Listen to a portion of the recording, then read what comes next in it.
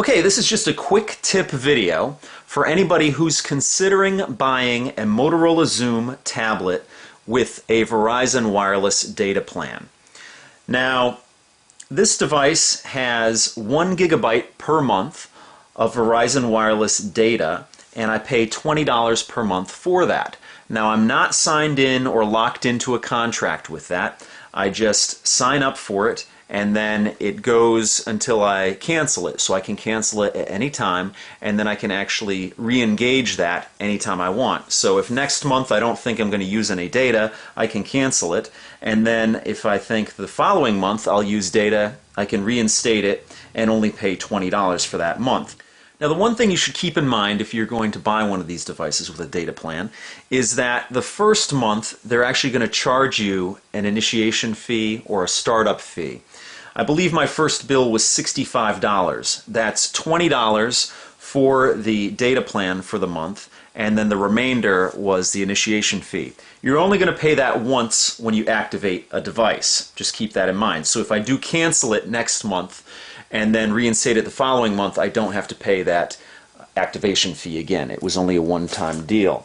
Now, when you use a device and you only have 1 gigabyte of data per month that you can use on it, you do want to be able to track that information. You want to know how much data you've used and how much data you can still use.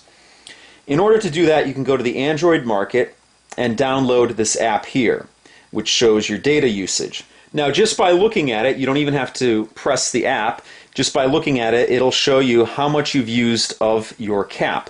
Mine is 0 of 1 gigabytes here. So I can just look at it, or I can click on it. Now, there's just one thing to note. Through this app, I already have it signed up and ready to go here, but through this app, you can't sign up for an online Verizon account. And what I mean by an online Verizon account, you get a username and a password that allows you to monitor your Verizon account that you already have with this device here. So when you click on this app, it just brings you to a sign-in screen where you have to already have that username and password. So in order to get the username and password, you have to go online through a web browser to the Verizon wireless site so you can set that up. The problem is that Verizon isn't set up for this yet. Apparently they haven't thought it through. It's the early stages of Verizon tablets on Verizon. Because when you go to the website, the Verizon website, and try and sign up for an online account there, you're met with a sign-in screen. You put in all your information. You're actually given a phone number that corresponds with this device. So when you sign up and activate your Motorola XOOM tablet, it comes with a phone number. Even though you can't be reached at that phone number, if you called the phone number, the tablet doesn't ring. You can't get text messages to the tablet. But that's just Verizon's way of tracking your device. You get a phone number with it. So you can enter in all that information online to sign up for your account, but you can't put in your own password. Verizon chooses your first password for you. And the problem arises in that Verizon text messages you that password.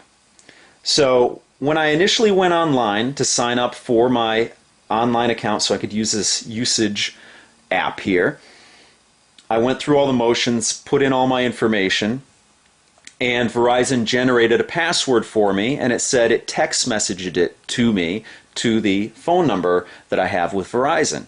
Well, like I said before, unfortunately, this device does not accept text messages because it's not a phone, it's a tablet. So what I had to do is I had to call Verizon support, and they actually had to mail me through the mail.